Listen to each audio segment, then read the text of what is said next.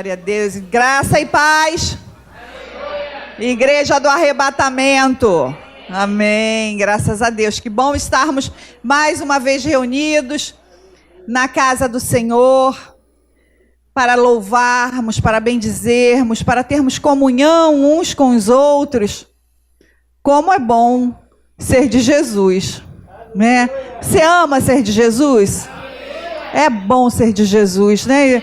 Eu sempre digo, como é bom ser de Jesus, como a Cirlei, né, acabou de testemunhar. Às vezes passamos uns momentos turbulentos, né? Às vezes a providência de Deus parece um tanto carrancuda, mas em tudo nós damos graças, porque o Senhor sempre sabe, Ele sempre faz o melhor por nós. Mesmo que às vezes a gente pareça que não seja, parece que está meio esquisito, mas o Senhor sempre tem o melhor para nós.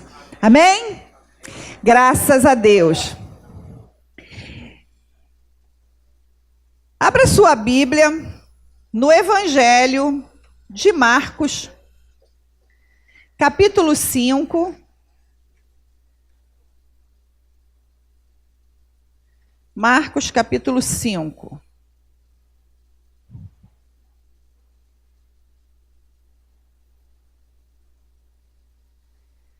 Aleluia. Evangelho de Marcos, capítulo 5.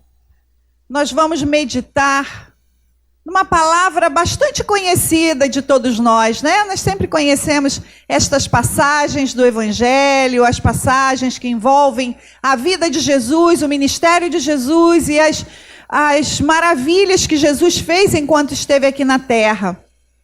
Nós conhecemos bem esta passagem, a passagem de um homem atormentado, de um homem acorrentado, de um homem aprisionado, mas de uma pessoa que tinha muito valor para o Senhor Jesus. E hoje nós vamos aprender com a vida deste homem quanto vale uma vida. E a nossa mensagem de hoje tem como tema: quanto vale uma vida? Quanto vale a sua vida? Quanto vale a minha vida? Que valor você se dá? Quando você olha para si, se pergunta, quanto eu valho? Se eu fosse comprar a mim mesma, quanto eu pagaria por mim? Quanto você pagaria por si? Compreendemos verdadeiramente o valor que temos? Ou nós somos uma pessoa baratinha? Compro por qualquer dinheiro. E nós vamos meditar nessa passagem. Vocês encontraram? Graças a Deus. Diz assim a palavra do Senhor, no Evangelho de Marcos, capítulo 5. Chegaram então ao outro lado do mar, a terra dos Gerazenos ou Gadarenos. Assim que Jesus saiu do barco, um homem possesso de um espírito impuro veio dos sepulcros ao seu encontro. Esse homem morava nos sepulcros, nem mesmo com correntes alguém era capaz de prendê-lo. Porque ele havia sido preso muitas vezes com algemas e correntes, mas as correntes eram quebradas por ele, e as algemas despedaçadas. Ninguém tinha força para dominá-lo. Noite e dia, ele andava sempre gritando e se ferindo com pedras pelos sepulcros e pelos montes. Ao ver Jesus de longe, correu e prostrou-se diante dele, clamando em alta voz: que tenho eu contigo, Jesus, Filho do Altíssimo? Rogo-te por Deus que não me atormentes. Pois Jesus lhe dissera: sai desse homem, espírito imundo. E perguntou-lhe: qual é o teu nome? E ele respondeu: meu nome é Legião, porque somos muitos. E rogava-lhe muito que não os enviasse para fora da região. Uma grande manada de porcos pastava perto dali num monte. E os demônios rogaram a Jesus, dizendo: manda-nos para aqueles porcos, para que entremos neles. E ele assim lhes permitiu. Então, os espíritos impuros saíram do homem e entraram nos porcos. A manada, que era de uns 2.000 animais, precipitou-se pelo despenhadeiro no mar onde todos se afogaram. Os que cuidavam dos porcos fugiram e anunciaram essas coisas na cidade e nos campos. E muitos foram ver o que havia acontecido. Quando se aproximaram de Jesus e viram o endemoniado, o que fora possuído pela legião, sentado, vestido e em perfeito juízo, ficaram com medo. E os que tinham visto aquilo, contaram-lhes o que havia acontecido ao endemoniado e aos porcos. Então eles começaram a rogar a Jesus que se retirasse do seu território. Quando Jesus entrou no barco, o homem que fora endemoniado pediu-lhe que lhe permitisse acompanhá-lo. Jesus, porém, não lhe deu permissão, mas disse: vai para casa, para a tua família, e anuncia-lhes quanto o Senhor fez por ti e como teve misericórdia de ti. Ele se retirou e começou a divulgar em Decápolis tudo quanto Jesus lhe havia feito. E todos se admiraram. Amém? Oremos. Pai, graças te damos pela tua palavra, que é viva, que é eficaz e é mais cortante que qualquer espada de 2 gumes. Que a tua palavra, Senhor, penetre profundamente nos nossos corações. Senhor, transcendendo ao coração, tendo abrigo na nossa mente, transformando a nossa mente. Que hoje nós possamos sair deste culto a ti, transformados pela tua palavra.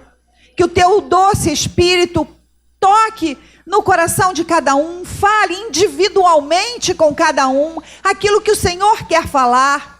Mas, Pai, que não saiamos daqui da mesma maneira que entramos, mas que possamos, Pai, sair cheios da tua presença, entendendo o verdadeiro valor que temos para ti, o tratamento que o Senhor tem reservado para nós, e sabermos diferenciar, Pai, o que o mundo pode nos oferecer e que o mundo tem reservado para nós e o que o Senhor tem.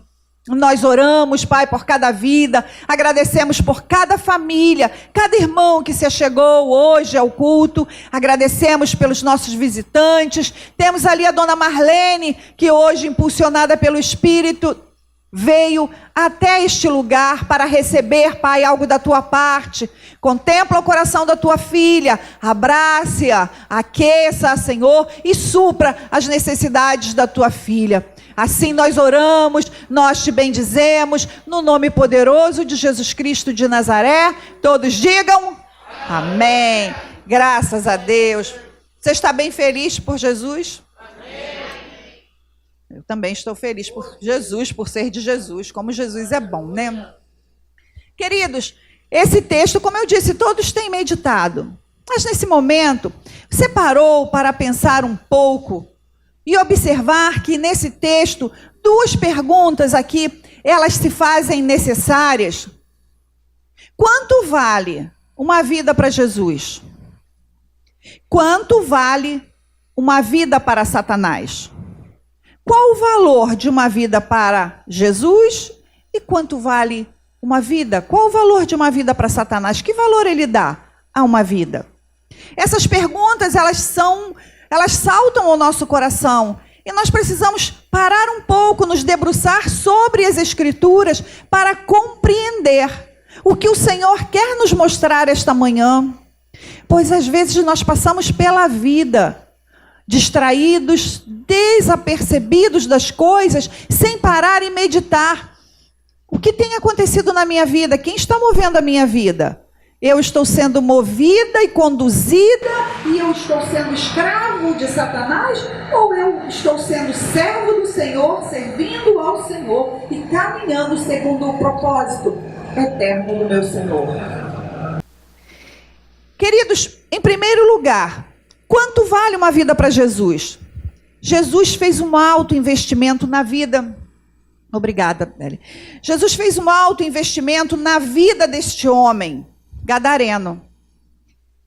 Vejam que Jesus, esta passagem, ela é imediatamente após aquela passagem da tempestade no Mar da Galileia. Vocês lembram que Jesus descansa, Jesus está lá dormindo e os discípulos se apavoram com aquela tempestade. E aquela é a primeira oposição que o Senhor Jesus enfrenta para estar com aquele homem. Quando Jesus atravessa o mar, ele diz que é necessário que eles vão para o outro lado. Jesus lhes disse, no versículo 4:35, que é uma passagem antes, Jesus diz assim: tarde naquele dia, Jesus lhes disse: passemos para o outro lado. Era necessário chegar do outro lado, era imperativo que se chegasse ao outro lado do rio. E Jesus tranquilamente entra no barco juntamente com os seus discípulos e eles vão fazer aquela travessia quando, de repente, estão lá no meio do mar da Galileia e um vento forte começa a açoitar aquele barco. Mas Jesus, esse mar agitado, quando Marcos descreve esse mar agitado, ele demonstra o seguinte, que Jesus sai de um mar agitado para encontrar um homem agitado, para libertar um homem agitado. Jesus sai daquela agitação do mar, porque Jesus dá uma ordem ao mar que se aquiete, para encontrar uma pessoa que vivia agitada, aprisionada, uma pessoa que vivia escravizada por Satanás. E era noite. Depois dessa assombrosa tempestade durante a noite, Jesus chega em um lugar deserto. Aquele lugar era um lugar íngreme, uma subida bem elevada, era um lugar cheio de cavernas, e a Bíblia fala desse lugar íngreme, e quando meditamos nesta palavra, é bom a gente ter uma visão, porque lá nós estivemos, exatamente na beira desse precipício. De fato, hoje não tem mais, o mar não chega mais até esse lugar. O mar já retraiu, está bem longe. A gente tem uma visão longínqua do mar. Mas a gente esteve nesse local. E, de fato, é um local bastante íngreme. Então, Jesus, ao descer do barco naquela região, tiveram que subir. Um local íngreme, era um lugar deserto, ainda é um lugar com muitas pedras, um lugar muito pedregoso. E Jesus desembarca próximo ali de um cemitério. Jesus passa naquele lugar onde havia corpos expostos. O cemitério é um lugar de corpos em decomposição, um lugar de corpos que já estão apodrecidos, é um lugar de ossos, é um lugar onde não há vida. E aquele lugar já em si colocava medo nos mais corajosos, porque se tratava de um lugar sombrio. Tem gente que não passa no cemitério, não entra, né? Tem gente que tem medo. E de noite, então, né? Não entra de jeito nenhum no cemitério, né? Tem medo, talvez, que alguém se levante do sepulcro e corra atrás dele, né? Mas isso não acontece. Não acontece. Quando morremos, morremos. E Jesus entra ali naquele lugar e sai do meio dos sepulcros um homem. Um homem que não tinha onde morar.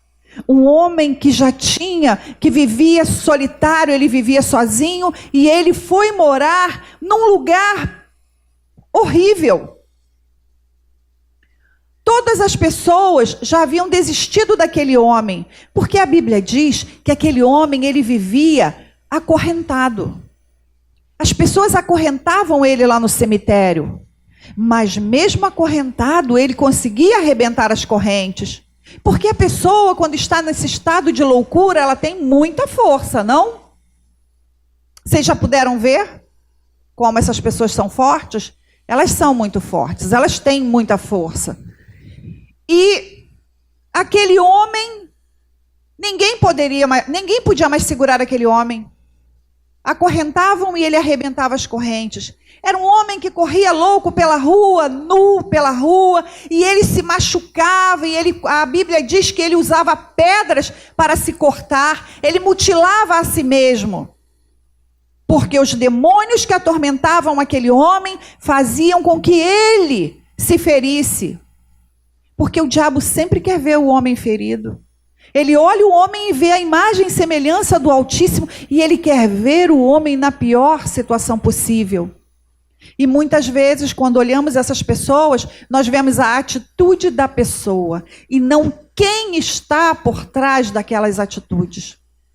Assim era com esse homem, as pessoas não podiam olhar, imaginar o que houvesse por trás, mas diziam que ele era um louco, ele era um espectro humano, ele era um aborto vivo, uma escória da sociedade. Ninguém queria estar perto dele, todos já haviam desistido dele. Mas Jesus não. Aquela viagem de Jesus, ela foi uma viagem proposital.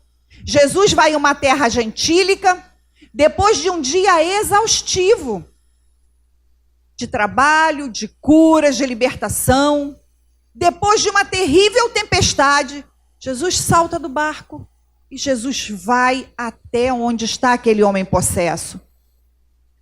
Vejam que, em segundo lugar, quanto vale uma vida para Satanás? Quanto vale uma vida para o diabo? O que Satanás investe numa vida? Será que ele investe muito? Será que ele investe pouco? Ele tem sede do ser humano, ele investe todas as fichas numa vida, para arrebatar essa vida, para ceifar esta vida e levar esta vida para o lugar reservado para ele. Satanás roubou tudo de precioso que aquele homem possuía. Satanás roubou a família, Satanás roubou a liberdade, Satanás roubou a saúde física daquele homem. Satanás roubou a saúde mental daquele homem. Satanás roubou a dignidade daquele homem. Satanás roubou a paz daquele homem. Satanás roubou a decência daquele homem, porque a Bíblia diz que ele andava maltrapilho, ele andava nu. Satanás roubou tudo que podia daquele homem. E dentro daquele homem tinha morado uma legião de demônios, porque é isso que o demônio responde quando Jesus pergunta qual é o teu nome, e ele responde, legião. E legião são milhares de demônios. Não um, nem dois, nem três, nem quatro, mas milhares de demônios. Faziam uma habitação dentro daquele homem, no corpo daquele homem, tomavam conta da vida dele. Em Roma, uma legião de soldados, ela era composta de 6.000 soldados romanos. Só para nós termos uma ideia do número da palavra, do que significa esta palavra. Então imaginem aquele homem ao qual como ele estava submetido. Imagino que se um demônio tirasse a horinha de descanso, de almoço ou de lanche, tinha muitos outros para substituí-lo, e aquele homem nunca tinha paz, aquele homem nunca estava livre, ele nunca tinha momentos de paz, mas ele sempre estava ali, à mercê dos demônios.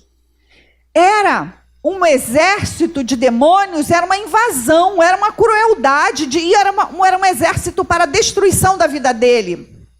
Então, onde aquele homem chegava, normalmente onde uma legião chega, todos eram assaltados e dominados, os habitantes arrastados. E a legião de demônio também, quando ela se plantava na vida de uma pessoa, era para arrastar aquela pessoa para a morte, para a destruição, para a vergonha pública.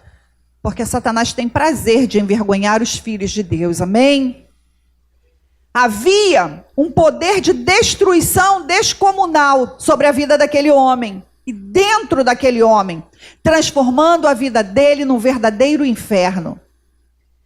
Alguns estudiosos dizem que nós podemos ver nesse texto 3 forças trabalhando. Uma, a de Satanás. Outra força, a da sociedade, do mundo. E a outra força, a de Jesus Cristo, operando. Porque Satanás atuava na vida daquele homem para fazer tudo de ruim, para arrastar este homem para a miséria. Mas, por sua vez, a sociedade também trabalhava de maneira e operava de maneira de estar a serviço de Satanás, porque escorraçou este homem, desistiu deste homem, e ninguém queria investir na vida deste homem. Sabe por quê? Porque ninguém quer investir na vida de uma pessoa que aparentemente é louca. Ele é louco, aquela pessoa é louca e a gente corre dele. Ali perto da minha casa tem um que está sempre por ali. E por mais que as pessoas o vistam, ele está sempre nu. As pessoas botam roupa nele, e de vez em quando ele está bonitinho, você passa, ele está de bermuda, de camisa, mas no dia seguinte você passa, ele já está sem camisa, e ele está com ele sempre rasga a bermuda no fundo e anda como se fosse uma saia desbandeirada, com seus órgãos genitais aparentes. Ele senta na beira da rua e com tudo à mostra. Porque é assim que o diabo faz com as pessoas. Por mais que sempre surgem pessoas tentando ajudá-lo, tentando vesti-lo, mas não adianta. E tem dias que ele está mais violento e ele ataca as pessoas com pedras. Quem mora ali por perto do Tingui também tem uma senhora que fica ali do lado da Igreja Batista, né, do Parque São Basílio. Da mesma maneira, aquela senhora, ela urina e faz as necessidades dela na calçadinha, de frente para todo mundo. E é um mau cheiro ali, as pessoas da igreja limpam todos os dias, mas você vê assim algo terrível. O que Satanás faz na vida da pessoa? Já muitas vezes eu passo sempre de carro ali, eu passo, ela está sentada, ela só senta na beira da calçadinha, assim como se fosse a cadeira, e urina na roupa, em tudo, assim. Tem uma vida horrível. Foi separada da família, como o outro, que chamam lá, acho que é Clebinho o nome do outro, e dizem que ele tem família, mas que não consegue viver no seio da família. Porque pode ter uma doença psiquiátrica, mas o demônio sempre aproveita quando a pessoa perde a sua capacidade de discernimento, a capacidade de tomar a direção da vida. O diabo aproveita para piorar a situação. E foi isso que Satanás fez na vida desse homem. E o diabo aproveitou-se para possuir a vida desse homem. E queridos, tem uma coisa que precisamos ressaltar. Porque Satanás, ele domina as pessoas através da possessão. Está descrito aqui do versículo do 2 ao 9. Como aconteceu, como acontecia essa possessão. E Satanás domina mesmo as pessoas. O gadareno, ele estava possuído de espíritos imundos.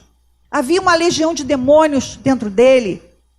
A possessão não é apenas uma doença mental. A possessão muitas vezes se manifesta de maneira que as pessoas olham e pensam, é uma enfermidade, é uma doença. Mas a possessão demoníaca, ela existe. E hoje, há milhares de pessoas que vivem no cabresto de Satanás. Quais são as características de uma pessoa endemoniada? Como nós podemos ver que uma pessoa está endemoniada? Uma pessoa possessa tem dentro de si uma entidade maligna. Esse homem, ele não estava no controle de si mesmo. Suas palavras, suas atitudes, elas eram determinadas pelos espíritos malignos. Queridos, ele era um capacho de Satanás, um cavalo de demônios, um joguete nas mãos de demônios assassinos. Porque é isso que Satanás faz. Muitas pessoas, muitas crenças dizem que devemos esvaziar a mente. A mente deve estar vazia. E você deve fazer uma meditação de maneira que não tenha nada dentro da sua mente. A palavra de Deus não diz em lugar algum que a nossa mente deve estar vazia, e muito ao contrário. Porque quando ela fica vazia, Satanás vem acompanhado de outros demônios e se instala. A Bíblia diz que a nossa mente, ela precisa ser renovada pelo quê? Pela palavra do Senhor. Quando a mente fica vazia, quando a mente se desconecta das coisas, Satanás vem e começa a trabalhar na vida daquela pessoa. E aquela pessoa começa a ter crenças que são divergentes da palavra de Deus. Ela começa a ter conceitos e discute conceitos que não se enquadram com a Bíblia, que não se enquadram com a palavra de Deus, mas que ela Entende que são verdades absolutas para a sua vida. Este é o engano que Satanás faz na vida das pessoas. Por isso, a palavra de Deus, ela deve ser sempre o nosso guia e ela deve ser sempre a nossa direção. Tudo que façamos, tudo que desejamos, tudo que ansiamos, deve estar em conexão com a palavra de Deus. Porque por mais bondade que pratiquemos, por mais que sejamos bonzinhos, por mais que sejamos caridosos, se a nossa bondade e a nossa caridade não estiver batendo aqui, ó, com a palavra de Deus, ela de nada aproveita, ela de nada serve e é um engano para nos afastar verdadeiramente dos propósitos de Satanás. Amém? Você está comigo?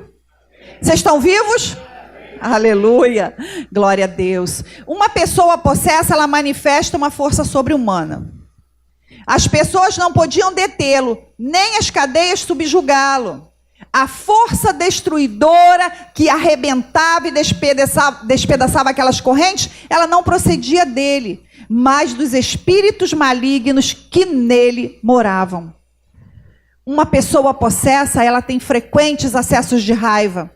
O evangelista Mateus, ele narrando esse mesmo episódio, ele diz que os endemoniados estavam a tal ponto furiosos. Abra lá em Mateus, vamos ver o que Mateus relata acerca desta passagem. Mateus capítulo 8, verso 28.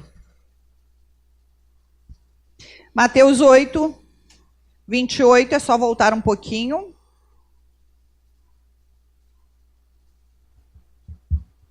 Encontraram? Amém. Quando Jesus chegou ao outro lado do mar, a terra dos Gadarenos, 2 endemoniados foram ao seu encontro, vindo dos sepulcros. Eles eram tão perigosos que ninguém podia passar por aquele caminho. Veja que Mateus aqui narra que não era apenas um endemoniado, mas que eram 2. E Mateus relata que ninguém podia passar naquele lugar. Que aquela pessoa que estava possessa ali, elas tinham uma fisionomia carregada de ódio. Os olhos dela eram fuzilantes e ninguém passava perto. Todos evitavam o caminho, porque é assim. Se sabemos que tem uma pessoa violenta naquela calçada, ninguém passa. Se possível, não passa nem na rua. Hoje a gente não vê tanto, mas há uns anos atrás víamos às vezes a pessoa assim muito violenta na rua e falava assim, tem um louco ali, tem uma pessoa louca naquela rua, ninguém passa lá. As pessoas fogem, essas pessoas são abandonadas, essas pessoas ficam solitárias e o diabo, Satanás, torna cada dia pior o estado desta pessoa, porque esse é o trabalho dele, amém? Das experiências, eu já tive algumas experiências com pessoas endemoniadas e pessoas com problemas mentais, atormentadas de demônios. E, de fato, na sua expressão, há uma ira, há um transtorno emocional, há um ódio que explode de dentro delas. E quando essas pessoas elas estão endemoniadas, você olha e parece que é outra pessoa. Elas se tornam irreconhecíveis. Você conhece aquela pessoa de quando ela está normal e você olha o semblante, o olhar daquela pessoa, ele é totalmente transformado. E você olha, não parece a mesma pessoa. O olhar torna aquela pessoa muito diferente. Transforma aquela pessoa. Eu especialmente tenho assim algo assim, o olhar das pessoas sempre fala muito para mim, muito mais do que suas palavras. Às vezes eu olho uma pessoa, vejo o olhar e eu digo, puxa, o olhar dessa pessoa está dizendo isso hoje. E algumas pessoas que eu conheci e que conheço, o olhar dessas pessoas as tornam totalmente transformadas. Já recebi no meu escritório algumas pessoas que estão vítimas de doenças psiquiátricas e eu sempre fico com muita pena, eu tenho muita misericórdia e tenho muita paciência para escutá-los. Eu tive alguns clientes assim muito interessantes e as minhas colegas sempre diziam, os doidos já sabem onde é que vão direto para a sua mesa.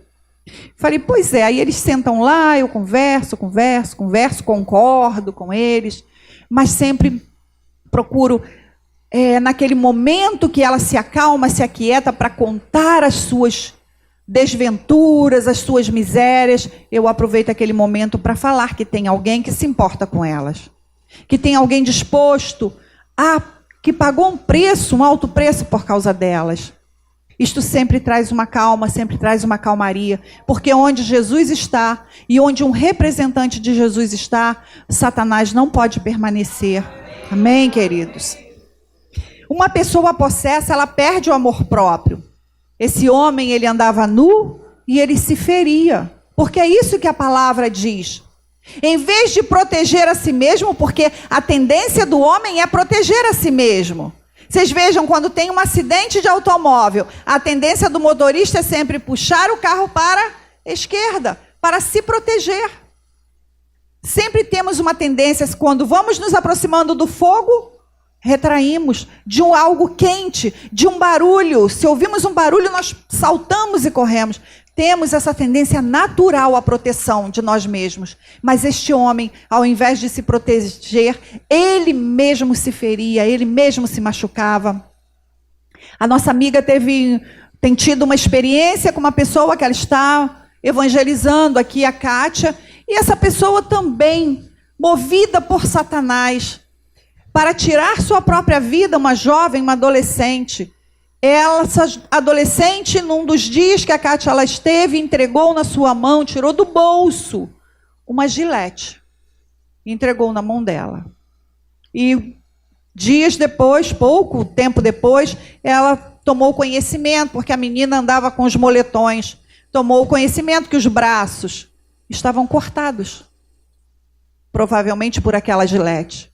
Porque é isso que o diabo quer. Ele quer destruir. Ele quer matar, ele faz o trabalho dele, ele sempre desempenha muito bem, a gente precisa entender isso, que o diabo não brinca de ser diabo. Às vezes o crente brinca de ser crente e pensa assim, Deus é tão bom, Deus é sempre bom. E é uma verdade, porque Deus é sempre bom, mas o diabo não é. E se nós não estivermos atentos, vigilantes, sóbrios, orando em todo o tempo, vigilantes em todo o tempo, porque não basta orar, é preciso vigiar com as situações, nós estamos à mercê do que Satanás prepara para nós. E qualquer um pode ser abocanhado numa mesma situação em que esse homem esteve. Ontem eu estava ouvindo o depoimento daquele repórter que morreu, aquele jornalista, o Ricardo Boechat, que era declaradamente um ateu, e ele estava falando sobre uma depressão que teve. E ele disse o seguinte, que ele era ateu, mas ele entendeu que a depressão que ele teve, que as pessoas têm, ela é o 8º inferno, é o 8º andar do inferno. Ele diz que essas pessoas, quando estão nessa situação, elas são lançadas, que o inferno deve ter o primeiro andar, que é onde ficam o champanhe, as mulheres e a música, está no primeiro andar. Aí no segundo andar, já vem diminuindo, aí a coisa já vai esquentando. E as pessoas com depressão devem ser lançadas lá no 8º andar. Então, um homem que não conhece Deus, não crê em Deus, mas sabe, pode entender, porque se ele não cria em Deus, também não cria no diabo. Mas quando teve uma enfermidade psiquiátrica, ele pôde compreender que o inferno existe e que as pessoas, quando são acometidas desta enfermidade, elas são lançadas em regiões mais baixas, porque o desejo é sempre de estar no escuro, de estar fechada, de estar sozinha, de estar solitária. E quanto mais solitária ela fica, mais solitária quer ficar, porque mais à mercê das palavras de Satanás ela fica. Vocês estão entendendo? Vocês estão comigo? O diabo, ele veio para matar? O que ele veio fazer? É verdade, ele veio matar, roubar e destruir. E este homem, este gadareno, ele era o seu maior inimigo. Ele era seu inimigo, não um inimigo qualquer, mas o seu pior inimigo, porque ele mesmo se feria, ele mesmo causava danos para si. E esse é o ardil do diabo, de causar, fazer com que você, com que eu, com que o homem mesmo cause danos a si mesmo, o próprio homem, com suas mãos, com as próprias mãos que benditas para abençoar as pessoas, com os próprios lábios para profetizar a bênção do Senhor, comece a profetizar a maldição sobre sua vida, a declarar a desgraça sobre a sua vida e com suas mãos ferir a si mesmo e muitos tirarem a própria vida. Não é verdade? Ele é ladrão e assassino desde o início. E há muitas pessoas que hoje ceifam suas vidas quando esses espíritos imundos entram nelas. Foi assim com Judas. Satanás entrou nele e o levou ao suicídio.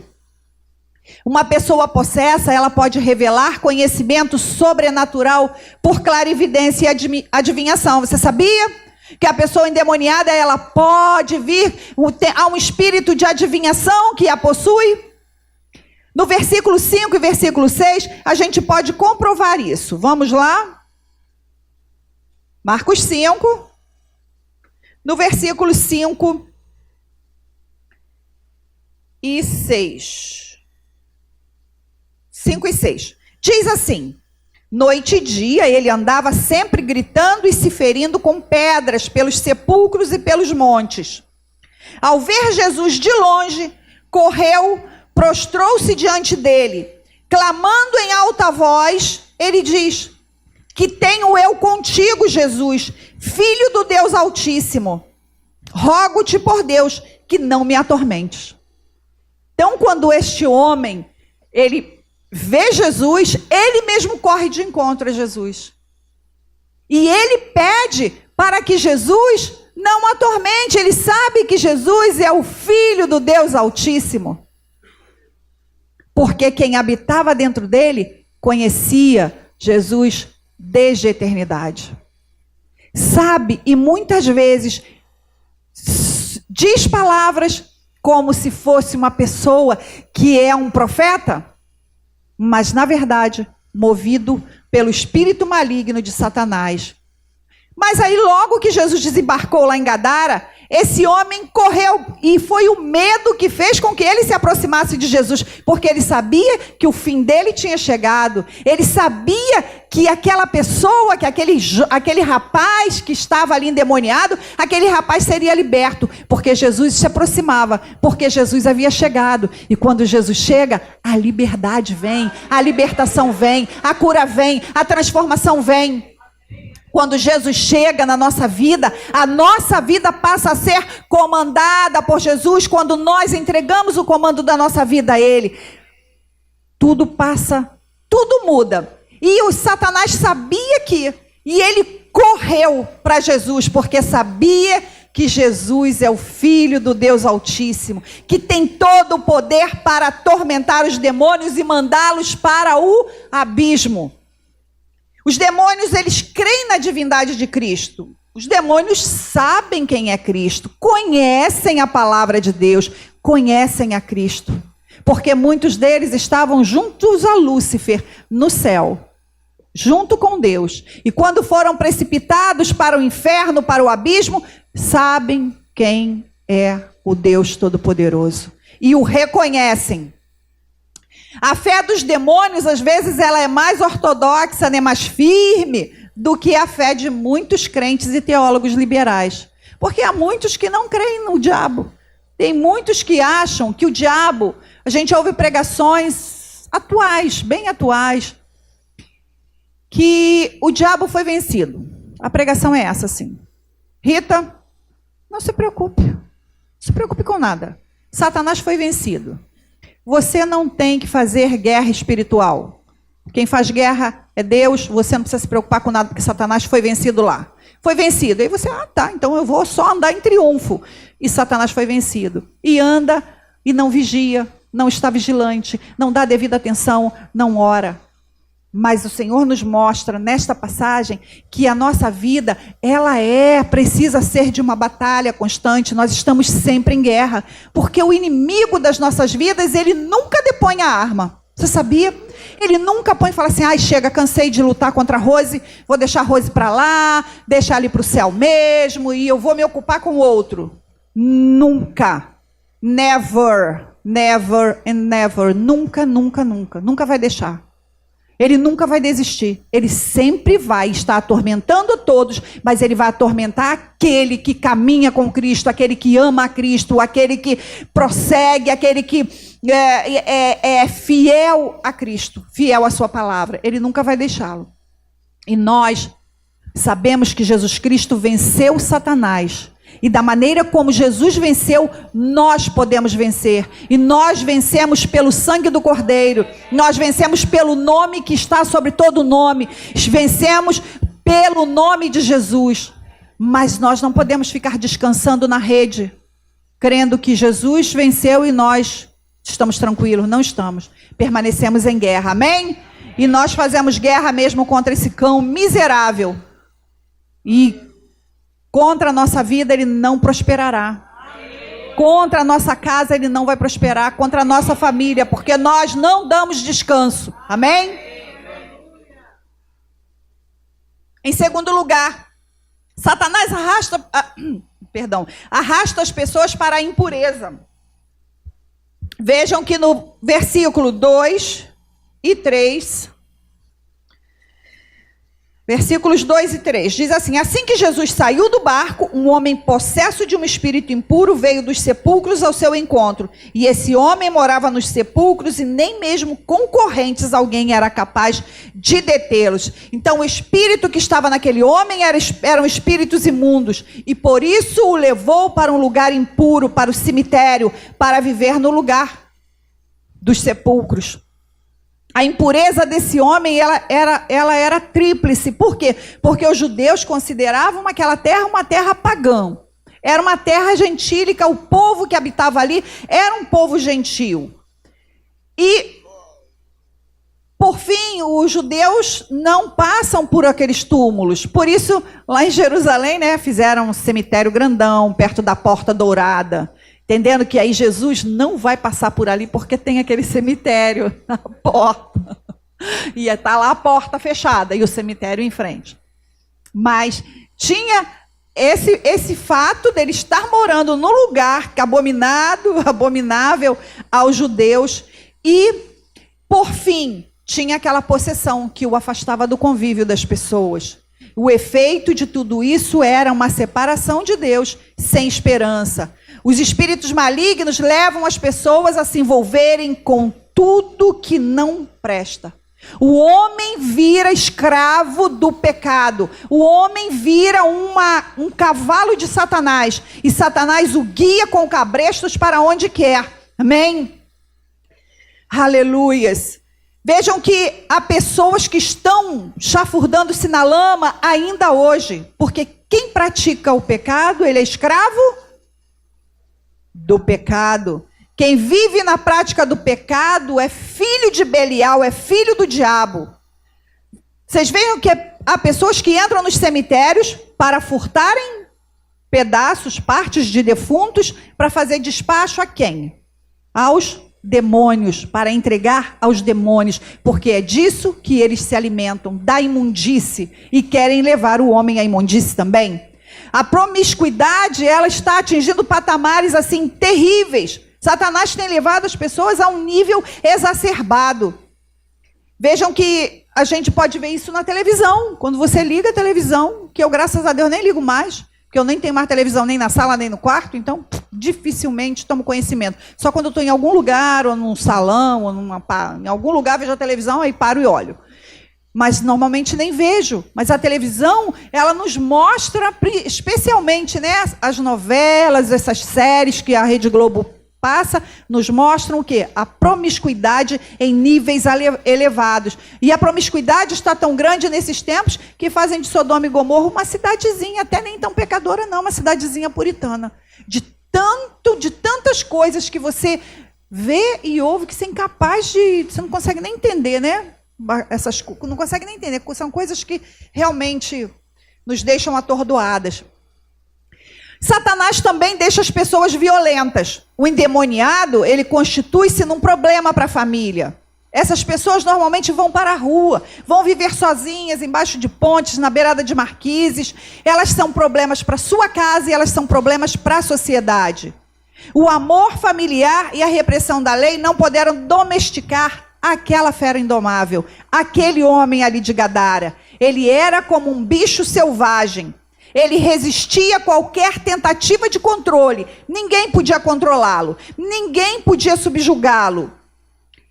E ele foi morar com os mortos, porque lá ninguém podia fazer mal a ele. Lá ele ficava à vontade. Lá ele estava livre. Lá ele andava nu. Lá ele estava no meio dos demônios e ninguém podia lhe fazer nada. Porque há um espírito que atua nos filhos da desobediência e torna essas pessoas furiosas. Tornam essas pessoas, esses seres humanos, em monstros acelerados, em feras indomáveis. Porque nem o amor da família, nem o rigor da lei tem abrandado a avalanche de crimes violentos nos nossos dias.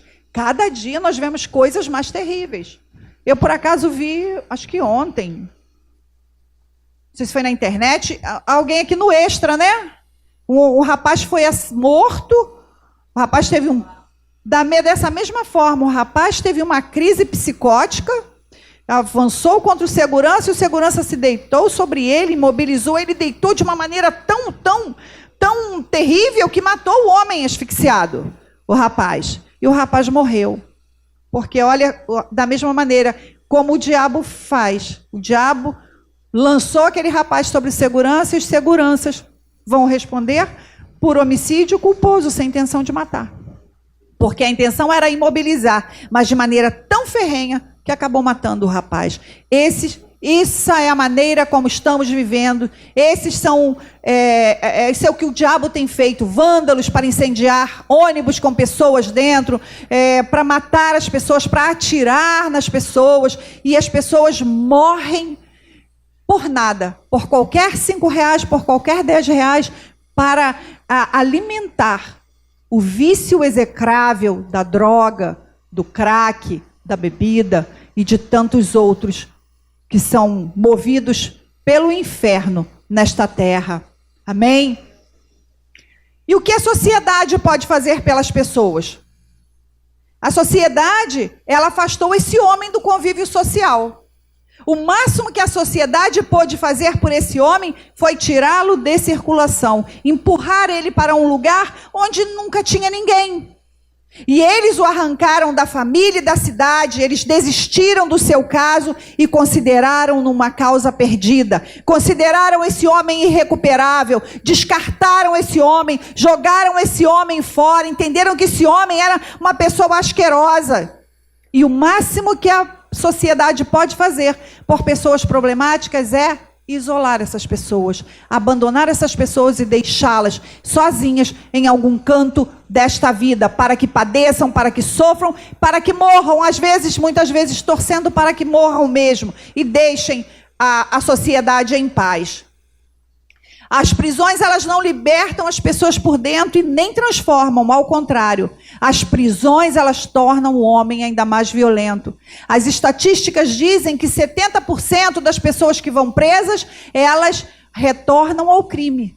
E de maneira ainda pior, de maneira ainda mais violenta. Ou seja, não é como deveria ser. Um tempo para a pessoa ser educada, um tempo para a pessoa refletir e sair dali arrependida do que fez. Mas na maioria a gente sabe que ela sai ainda pior, porque ela vai lá aprender o que ela não sabia fazer de ruim, é lá mesmo que ela vai aprender. Em segundo lugar, a sociedade, ela acorrentou esse homem. E essa prisão foi o melhor remédio que a sociedade encontrou para deter aquele homem, para paralisar aquele homem. Colocaram cadeias nas mãos, colocaram cadeias nos pés, aprisionaram este homem. Mas a todas ele arrebentava. E ele continuava espalhando terror por onde ele passava. Sabe? Embora o sistema carcerário ele é necessário para a correção da sociedade, mas como nós falamos, nem sempre ele resolve os problemas da sociedade. Ao contrário, às vezes, na maioria das vezes, ainda torna pior. E em terceiro lugar, a sociedade deu mais valor aos porcos do que a esse homem. A sociedade de Gadara não apenas rejeitou esse homem na sua miséria humana, mas também não valorizou a sua cura e nem a sua salvação. Aquela cidade ela era especializada na criação de porcos. Havia muitos porqueiros naquela região de Gadara. E quando se teve a notícia de que cerca de 2.000 porcos haviam sido precipitados no abismo, os porqueiros ficaram apavorados. Eles vieram e quando chegaram, eles viram o homem assentado aos pés de Jesus, vestido e calmo. E mesmo tendo visto que aquele que era louco estava curado, estava ali com Jesus, de roupa, vestido, calmo, tranquilo, eles imediatamente pediram a Jesus o quê? Que Jesus se afastasse, que Jesus fosse embora, que Jesus não permanecesse naquele lugar. Eles tiveram medo de perder os seus porcos, porque ficaram com medo que todos os endemoniados da localidade fossem libertos e os demônios fossem lançados nos animais, nos porcos, e eles perdessem os seus porcos. Para a sociedade, o porco vale mais do que uma vida. Para a sociedade, um animal vale mais do que uma vida. Mas com Jesus não é assim. O que Jesus faz pelas pessoas? Vamos observar 3 coisas que Jesus faz aqui por este homem. Jesus libertou aquele homem. Jesus devolveu a dignidade àquele homem. E Jesus dá a esse homem uma gloriosa missão. Quando Jesus chega na vida de alguém, a vida dessa pessoa ela é totalmente transformada. Jesus muda a nossa vida, Jesus muda a história, Jesus muda completamente o passado dessa pessoa, transforma o passado dessa pessoa em algo longínquo e torna o futuro dessa pessoa um futuro mais agradável, um futuro diferenciado. Amém, queridos? Vamos falar então do que Jesus faz pelo homem. Você pode se colocar de pé? Por favor.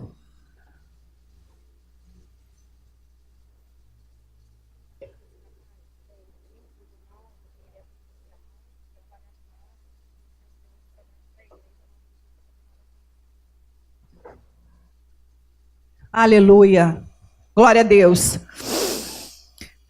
Pai, graças te damos pela vida dos nossos irmãos. Espírito Santo, que o Senhor traga revelação a cada um de nós nesta manhã, Pai.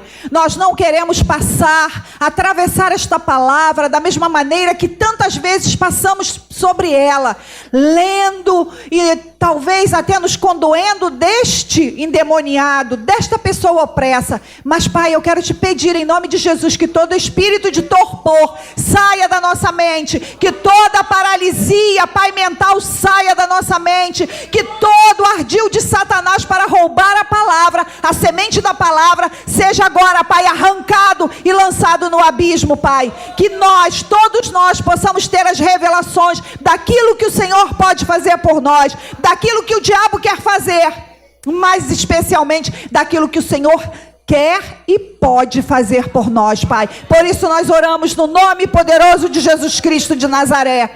Amém. Pode assentar. Aleluias. Glória a Deus. Vamos prosseguir? Observemos 3 coisas fundamentais que Jesus pode fazer na minha vida e na sua vida. Jesus libertou esse homem da escravidão. Jesus libertou esse homem dos demônios.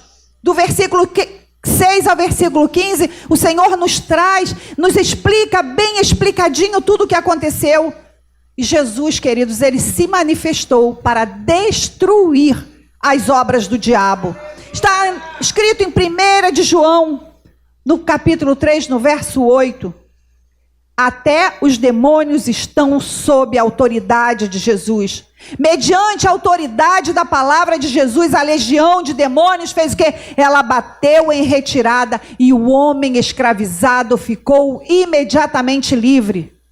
A Bíblia não diz quantos anos aquele homem esteve opresso, quantos anos aquele homem esteve escravizado, mas a Bíblia diz que foi imediato.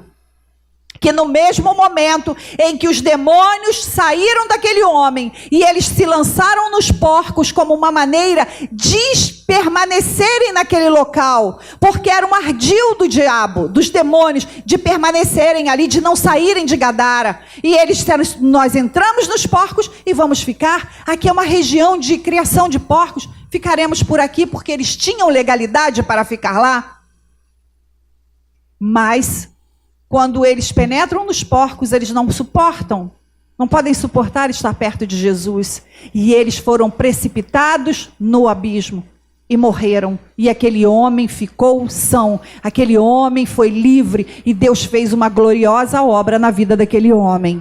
Amém, queridos? Cristo, Jesus Cristo, Ele é o atormentador de demônios e Ele é o libertador dos homens. Onde Jesus chega, o diabo não pode ficar. Onde Jesus chega, o diabo treme. Onde Jesus chega, os cativos são libertados. Satanás tentou matar Jesus lá na tempestade, matar Jesus e os discípulos, naquela tempestade, para que não chegassem do outro lado.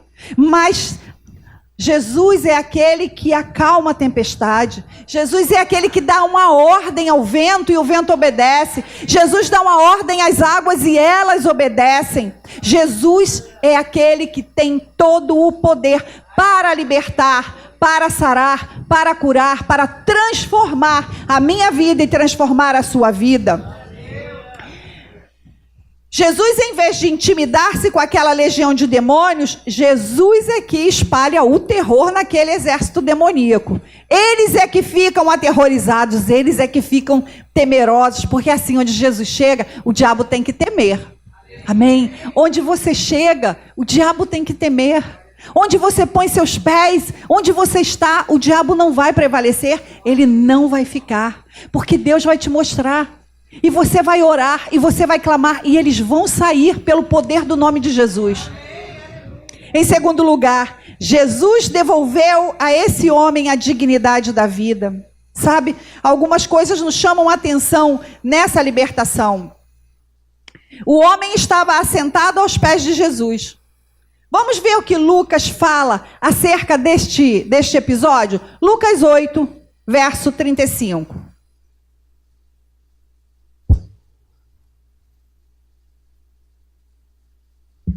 Lucas 8, 35.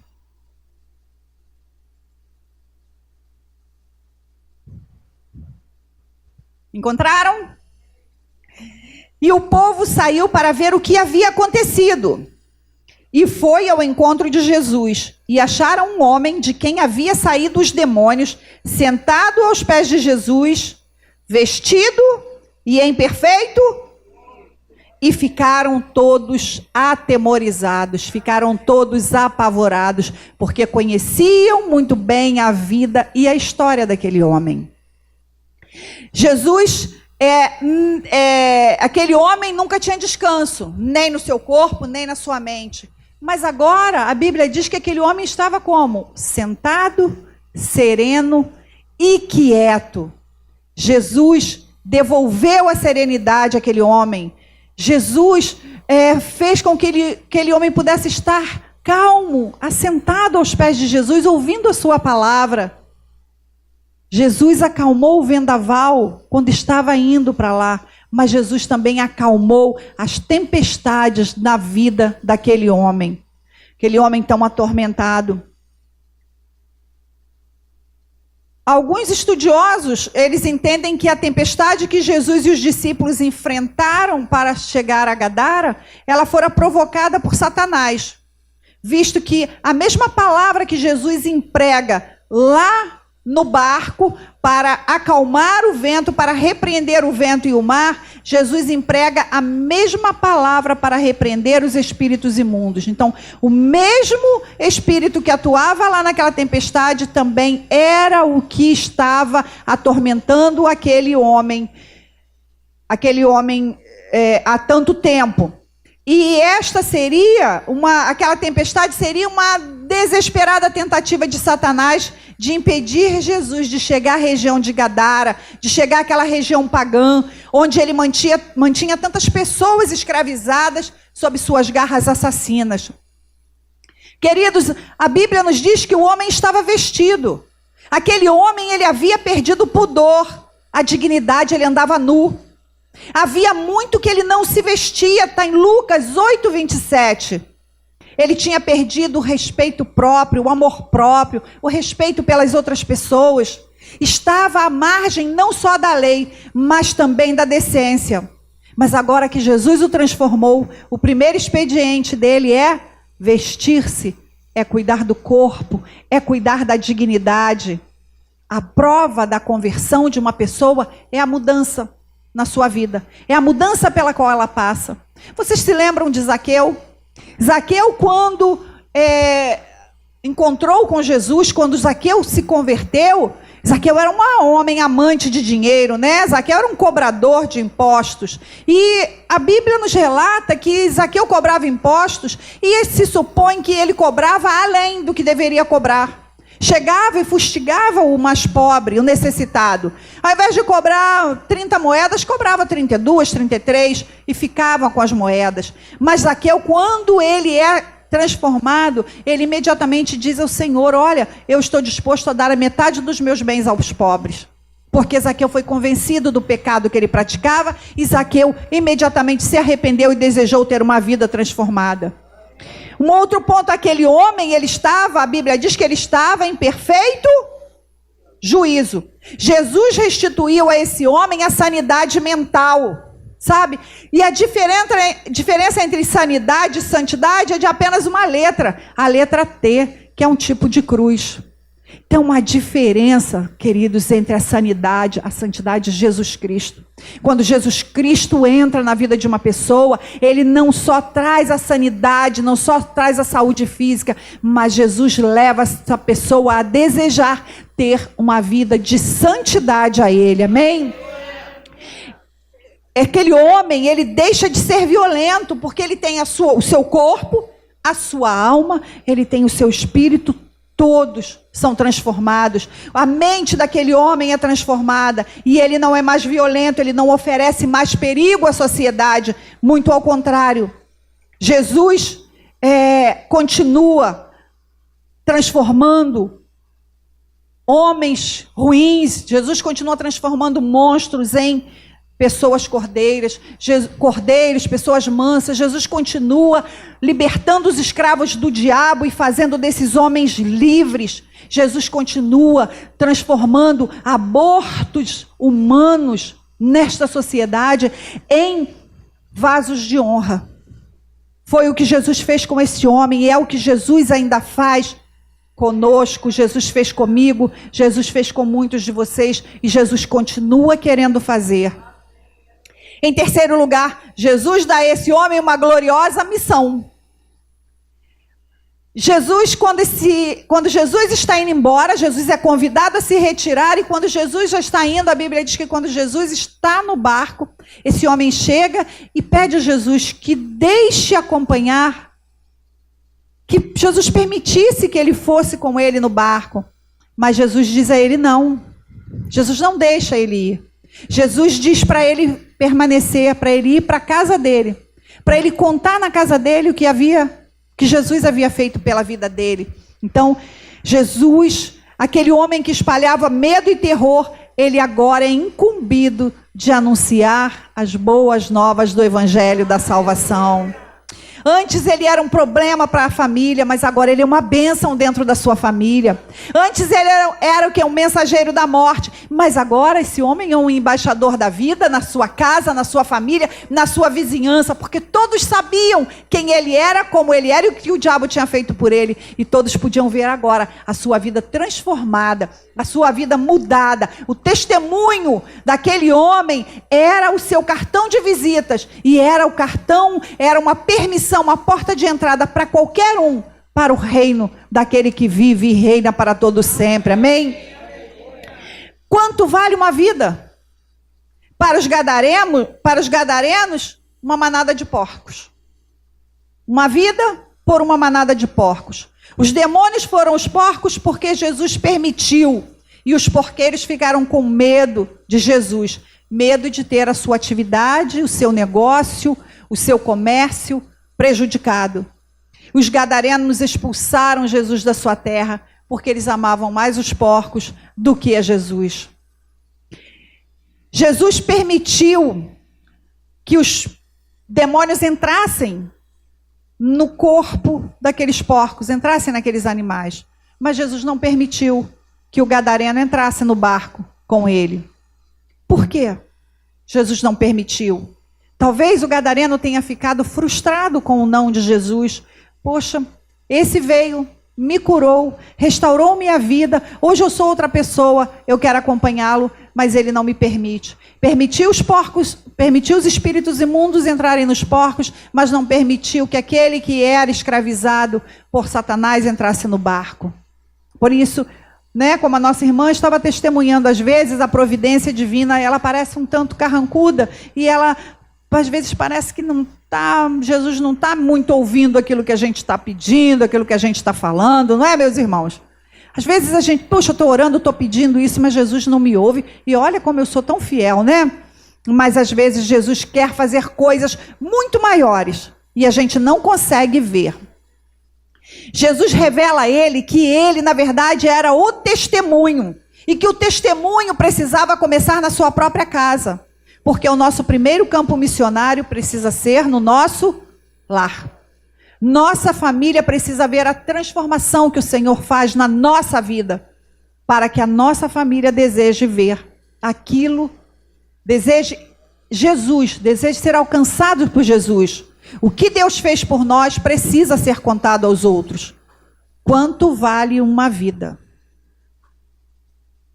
Os gadarenos expulsaram Jesus da sua terra por causa da terrível cegueira materialista que é registrada lá em Lucas.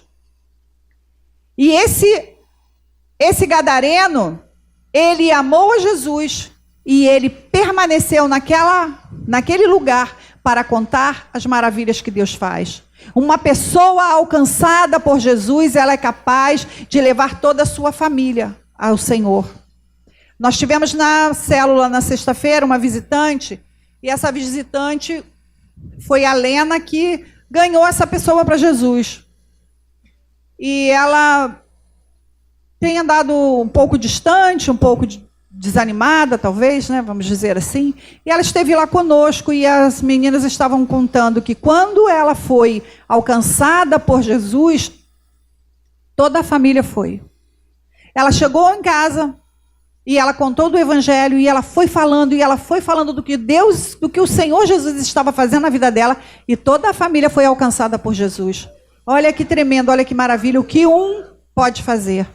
Jesus tomou este homem e mandou ele para dentro da sua casa, porque a sua família certamente foi alcançada por aquele homem, pelo testemunho do que Jesus fez na vida dele. E a sua família começou a alcançar. Começou um trabalho missionário através de um. E a palavra do Senhor, ela foi sendo anunciada através daquelas pessoas ali. Amém? O mesmo Jesus que atende o pedido de demônios, ele rejeita o pedido do gadareno, Por que será? E o gadareno, mesmo com sua frustração, teve que ficar, porque Jesus sempre tem os seus planos. E os planos de Jesus, eles sempre vão se cumprir. Sempre vão se cumprir, independente de você. O Senhor sempre cumprirá os planos dele. Mas é bom que a gente não recalcitre contra os aguilhões e que possamos compreender aquilo que Jesus nos chamou para fazer e façamos o que Jesus nos chamou para fazer. A minha vizinha está muito enferma.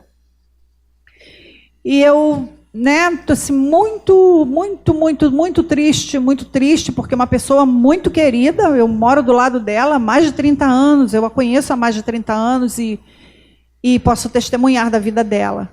É uma mulher incansável no Evangelho, uma mulher que não se cansa de estar na rua, levando um ao médico, levando o outro ao médico, acompanhando um para fazer exame, acompanhando o outro que está internado, pregando do Evangelho de Jesus onde ela chega, onde ela está. É incansável missionária do Senhor Jesus. E eu disse à amiga que está com ela em casa, acolhendo ela, eu falei, glória a Deus, porque a Silvinha fez o que o Senhor chamou ela para fazer. O que Deus chamou ela para fazer, ela fez e fez muito bem. Se chegou a hora do Senhor chamá-la de volta para casa, eu tenho certeza que ela está indo completa de dias. E que o Senhor cumpriu na vida dela os propósitos e alcançou muitas pessoas através da vida daquela mulher de Deus, especialmente da sua casa, porque ela foi a primeira pessoa da família a aceitar Jesus, onde todos eram macumbeiros. Hoje, praticamente todas as irmãs dela servem a Jesus Cristo. Aquelas que foram mãe de demônios, hoje são servas do Altíssimo.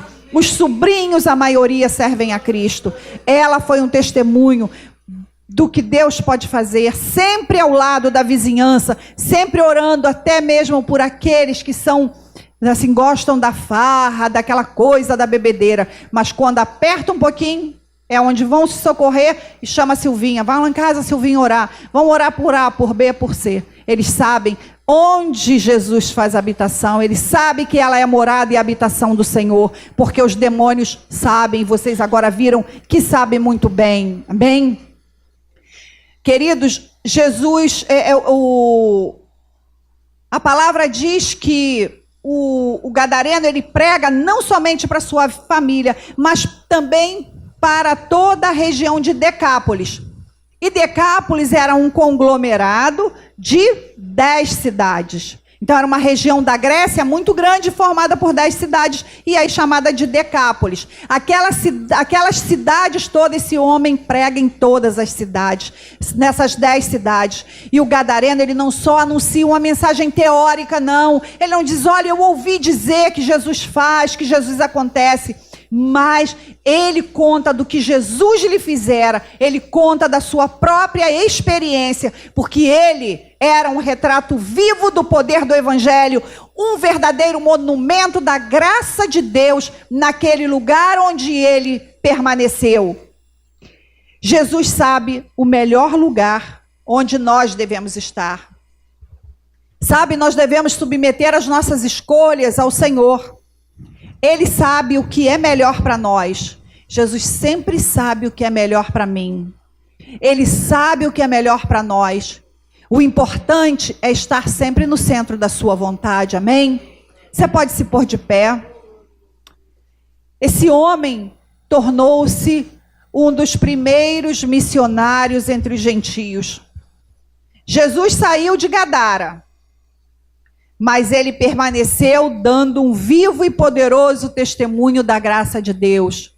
Os porqueiros conseguiram expulsar a pessoa de Jesus daquele lugar, mas a presença de Jesus não saiu daquele lugar, porque a presença de Jesus ficou através da vida daquele homem, que foi liberto e que aceitou o chamado do Senhor para anunciar a palavra dele.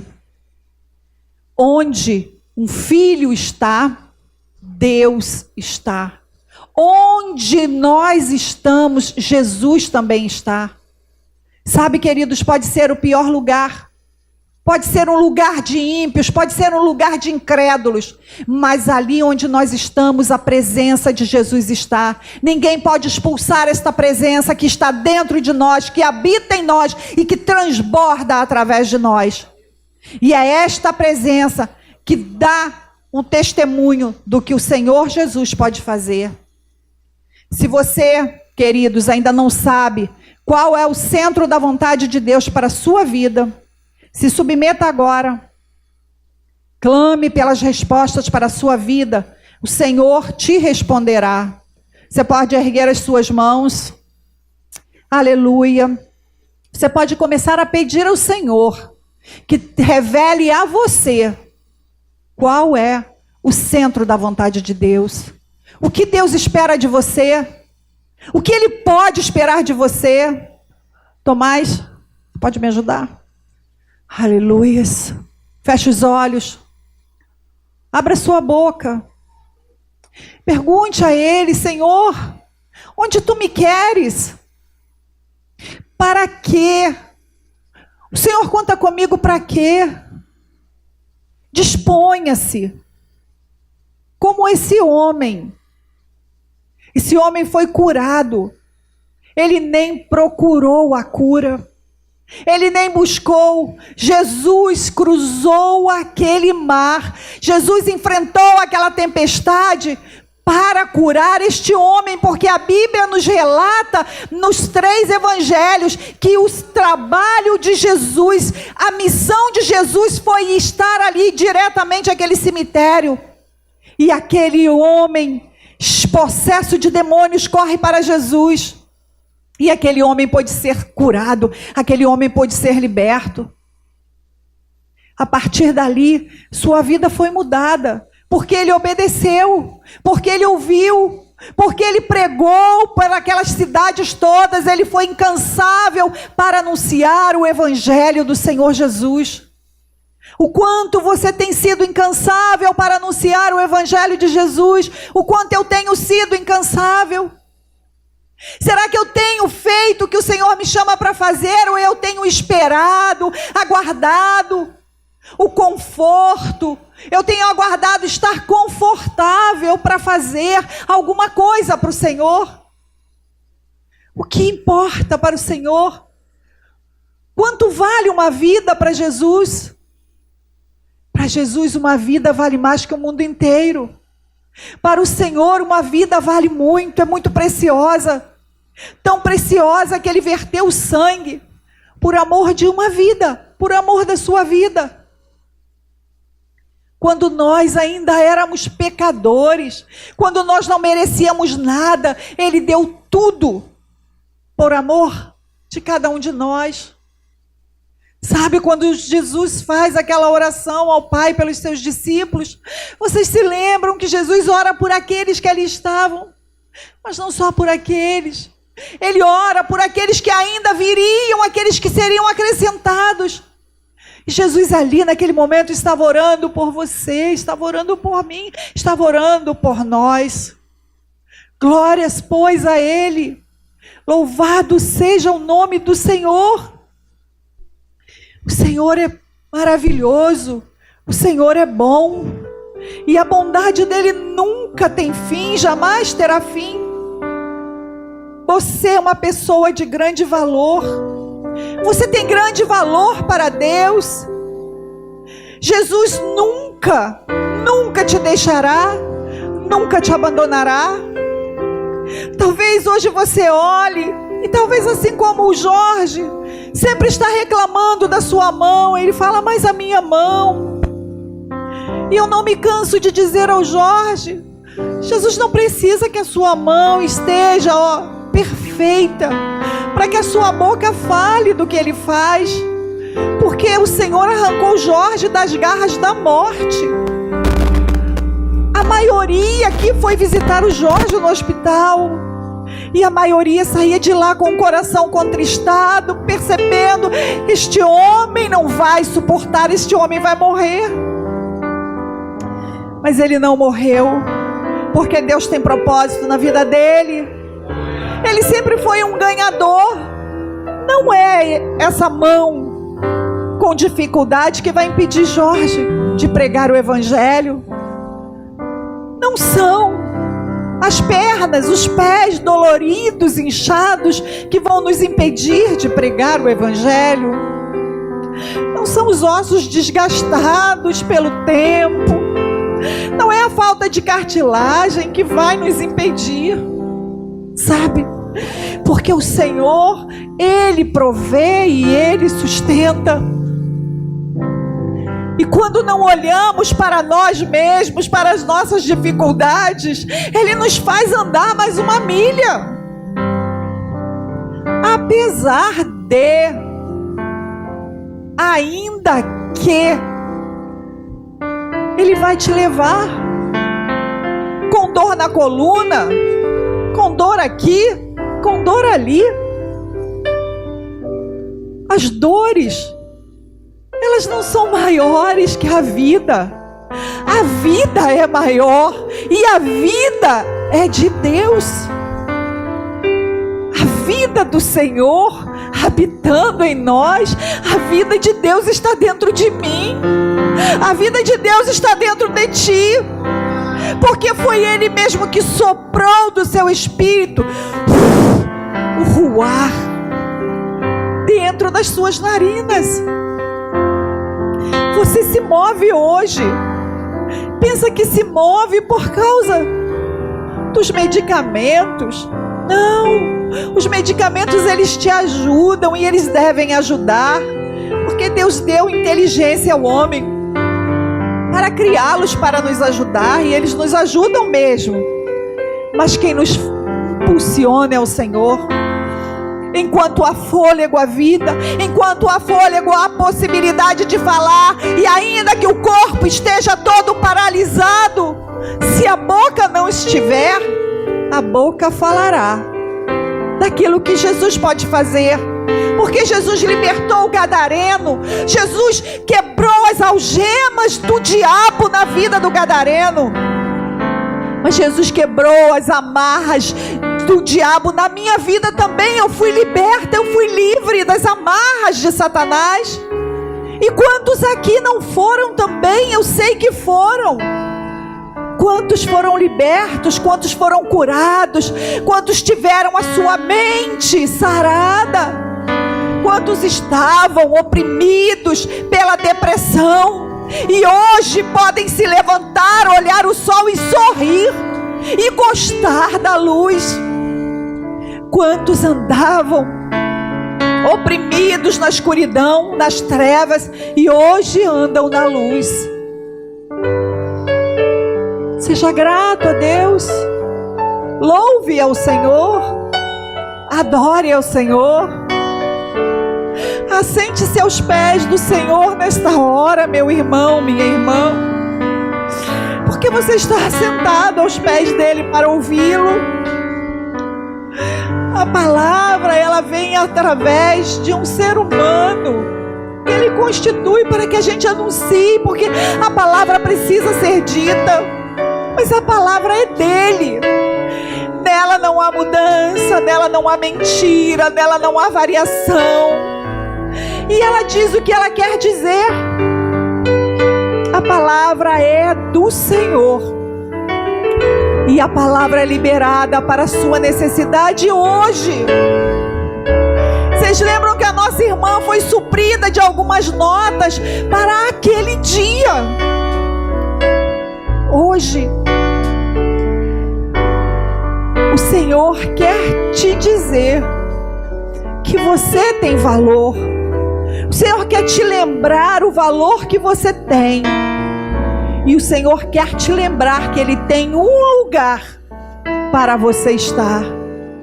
E que você deve estar neste lugar, no lugar do centro da vontade do Senhor. Aleluias.